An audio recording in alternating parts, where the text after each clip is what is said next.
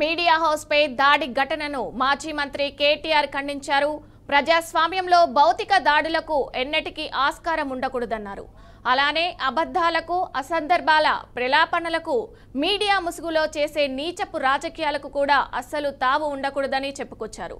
కానీ ఈనాటి దిగజారుడు రాజకీయాల్లో అన్ని మెయిన్ స్ట్రీమ్ కి తీసుకొచ్చాడు మన గుంపు మేస్త్రి, అతని అనుంగ మిత్రులు అంటూ ట్వీట్ చేశారు.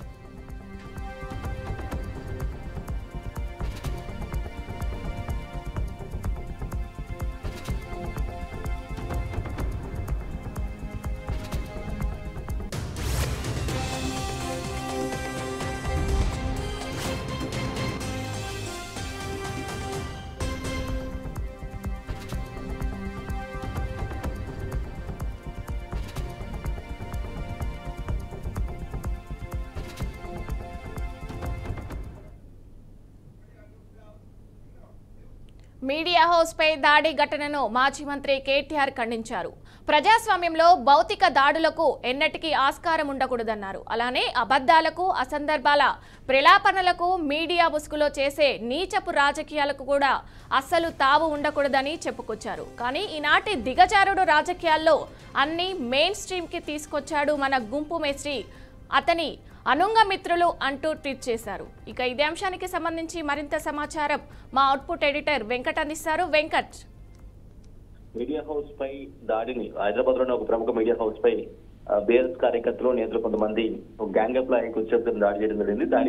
దాడి ఘటన పైన పెద్ద ఎత్తున జర్నలిస్ట్ సంఘాల నుంచి కావచ్చు, లేదంటే సదరు మీడియా హౌస్ నుంచి కొంత విమర్శలు వెలువెత్తున్న నేపథ్యంలో, గట్టిగా ఆరోపణలు వస్తున్న నేపథ్యంలో, అంటే బీఆర్ఎస్ నాయకులు, బీఆర్ఎస్ కార్యకర్తలు చేసిన దాడిని ఖండిస్తున్న నేపథ్యంలో ఎట్టకేలకు బీఆర్ఎస్ వర్కింగ్ ప్రెసిడెంట్ మాజీ మంత్రి కేటీఆర్ కొద్దిసేపు క్రితం ట్విట్టర్ ద్వారా స్పందించడం జరిగింది.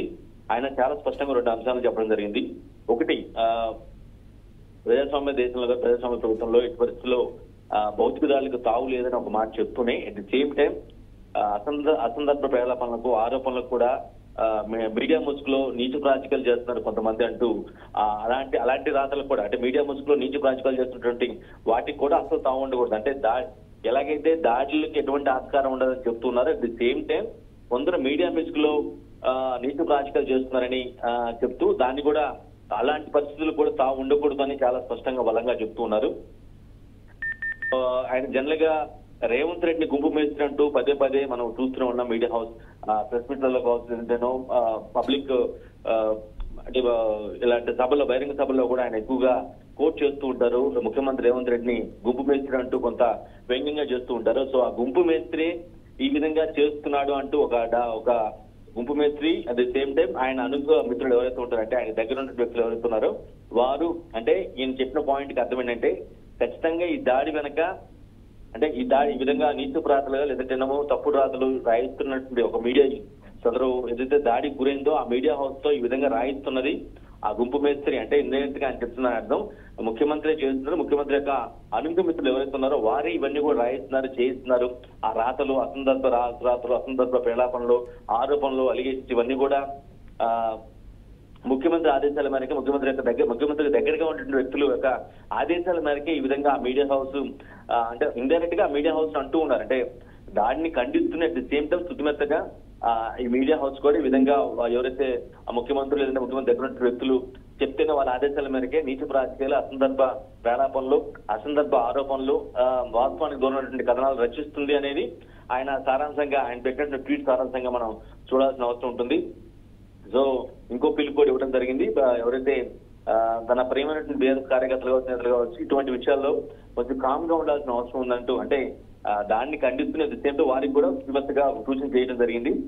చాలా కామ్ గా క్వైట్ గా ఉండాల్సిన అవసరం ఉంది. దాన్ని పోటీలు దిగాల్సిన అవసరం లేదు. ఏదో పార్టీ పైన అభిమానంతోనో, లేదంటే తన పైన అభిమానంతో ఈ విధంగా చేసి ఉంటే ఉన్నారేమో, కానీ ఎట్టి పరిస్థితుల్లో అటువంటి వాటికి తావు లేదు అని చెప్తూనే కొంత దాడిని ఖండిస్తూ అట్ ది సేమ్ టైం ఆ యొక్క మీడియా హౌస్ తీరుని కూడా ఇండైరెక్ట్ గా, సెటైరికల్ గా వ్యక్తి, ప్రభుత్వ పెద్ద ఎవరైతే ఉన్నారో సీఎం రేవంత్ రెడ్డి, ఆయన అనుగమితుల యొక్క ఆదేశాల నేపథ్యంలోనే ఆ మీడియా హౌస్ ఈ విధంగా తనపై కావచ్చు, లేదంటే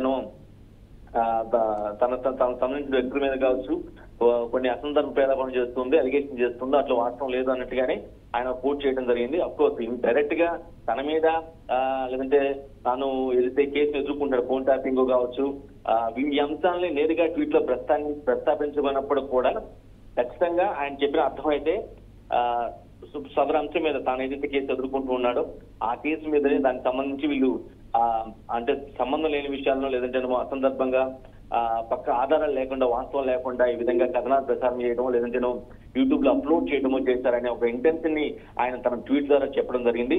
సో ఇట్ ఈస్ రెండు సారీ చెప్పడం అంటే భౌతికదాలకు తావు లేదని చెప్తూనే అట్ ది సేమ్ టైం ఈ విధంగా కొందరు మీడియా ముసుగులు ఈ విధంగా నీతి రాజకీయాలు చేస్తున్నారు, ఆ వ్యక్తులను ప్రోత్సహిస్తుంది కూడా ప్రభుత్వ పెద్ద గుంపు మేస్త్రి అన్నట్టుగా ఆయన ఒక ట్వీట్ చేయడం ప్రస్తుతం ప్రాధాన్యత సంతృప్తి. దీని మీద ఈ ఘటన పైన కొద్దిసేపు క్రితం పవన్ కళ్యాణ్ ఏపీ ఉప ముఖ్యమంత్రి కూడా దాన్ని ఖండించారు. ఇటు పరిస్థితుల్లో బాధ్యతలు వదిలేదు, చాలా శిక్షంగా చాలా కఠిన శిక్షించాల్సిన అవసరం ఉందని, ప్రజాస్వామ్యం పైన జరిగిన దాడి తప్పించి ఒక మీడియా హౌస్ మీద జరిగిన దాడి కాదు, ఖచ్చితంగా ఇది ప్రజాస్వామ్యం మీద జరిగిన దాడి అంటూ ఆయన కూడా ఒక తన సంఘీభావం తెలపడం జరిగింది.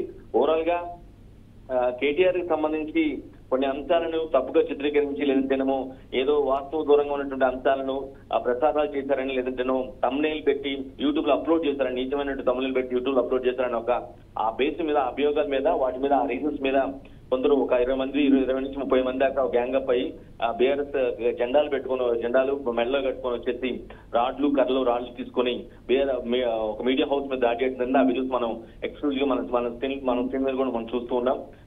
దాడి అయితే చాలా పెద్ద ఎఫెక్ట్ ఉన్నాయి, పెద్ద ఎత్తున జరిగింది. ఎందుకంటే ఆఫీస్ ఎదుటి ఉన్నటువంటి కార్లు ధ్వంసం చేశారు, ఆఫీస్ లోపలికి ప్రవేశించారు, అద్దాలను బ్రేక్ చేశారు, కొంతమందితో ఉద్యోగులను దుర్భాషలాడారు, మహిళా సిబ్బందిపై దూసుకెళ్లారు, ఈ విధంగా చాలా అంశాలు చేశారు. సో ఈ దాడి విజువల్స్ సోషల్ మీడియాలో వైరల్ మారడం అందరికీ చేరటం వల్ల ప్రతి ఒక్కరు కూడా దీని మీద స్పందిస్తున్న పరిస్థితి ఉంది.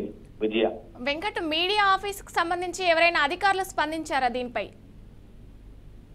సదరు యాజమాన్యం యొక్క ఫిర్యాదు మేరకు ఇప్పటికే కేసు నమోదు చేస్తున్న పోలీసు ఉన్నతాధికారులు ఎవరైతే ఉన్నారో వారంతా కూడా ఘటనా స్థలానికి వెళ్లి ఆ సీసీ ఫుటేజ్ పరిశీలించగా లేదంటే వాళ్ళ దగ్గర ఉన్నటువంటి లైవ్ విట్నెస్లు కావచ్చు, లైవ్ వీడియోస్ కావచ్చు, లైవ్ విజువల్స్ కావచ్చు, ఇవన్నీ కూడా సేకరించి చేస్తున్నటువంటి పరిస్థితి కనిపిస్తుంది. అంటే అన్ని ఫాలో అవుతున్న పరిస్థితి కనిపిస్తోంది. కొద్దిసేపు క్రితం ఏపీ సీఎం చంద్రబాబు నాయుడు కూడా స్పందించడం జరిగింది. మహాన్యూస్ కార్యాలయంపై జరిగిన దాడిని ఆయన ఖండించారు. ఒక ప్రకటన ద్వారా తన సంఘీభావాన్ని కూడా వ్యక్తం చేయడం జరిగింది. విధ్వంసం సృష్టించడం దారుణం అన్నారు. ఒక ఛానల్ పై దాడి చేయడం సరికాదన్నారు. ప్రజాస్వామ్యంలో ఇలాంటి దాడులకు చోటు లేదని చాలా స్పష్టంగా ఆయన కూడా అభిప్రాయపడ్డారు. బెదిరింపులు దాడులతో మీడియాని కట్టడి చేయాలనే ఆలోచన మంచిది కాదని, ప్రజలు సమాజం దీన్ని ఆమోదించాలని ఏపీ సీఎం స్పష్టం చేయడం జరిగింది. సదరు మీడియా హౌస్ తో పాటుగా సదరు మీడియా యాజమాన్యానికి, సిబ్బందికి, జర్నలిస్ట్ కి సీఎం చంద్రబాబు కూడా సంఘీభావం తెలపడం జరిగింది. సో ఓవరాల్ గా కొంతమేరకు ప్రజాస్వామ్యంలో ఫోర్త్ ఎస్టేట్ ఉన్నటువంటి ఒక మీడియా హౌస్ పై విధంగా దాడి చేయడానికి మాత్రం ఖచ్చితంగా అందరూ కూడా జర్నలిస్టులే కాదు ఇతర రాజకీయ పొలిటికల్ పార్టీ కూడా ఖండిస్తున్న పరిస్థితి మనకు కనిపిస్తుంది. ఖచ్చితంగా బాధ్యులపై కఠిన చర్యలు తీసుకోవాల్సిన అవసరం ఉందని, దీని వెనుకున్నటువంటి వ్యక్తులు, దాడికి వెనుకున్నటువంటి వ్యక్తులు కూడా వారిపై కూడా చర్యలు తీసుకోవాల్సిన అవసరం ఉందని డిమాండ్ చేస్తున్న డిమాండ్లు అయితే వెలువెత్తున్నాయి. Vidya, thank you Venkat.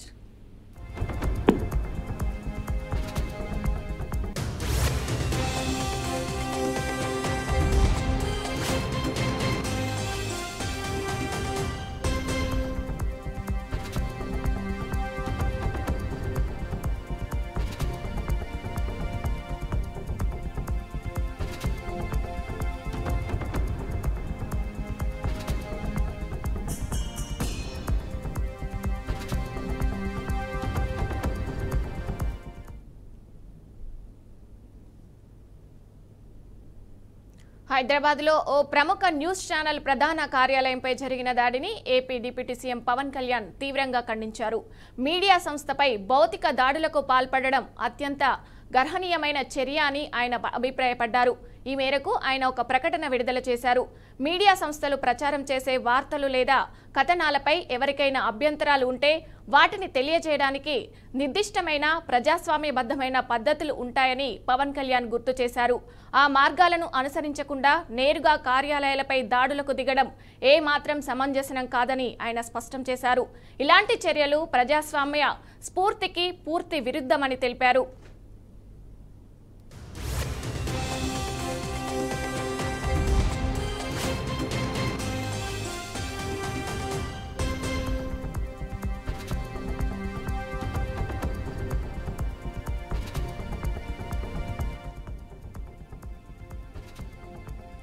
News channel పై జరిగిన ఈ దాడిని ప్రజాస్వామ్యాన్ని గౌరవించే ప్రతి ఒక్కరూ తప్పనిసరిగా ఖండించాలని ఆయన పిలుపునిచ్చారు.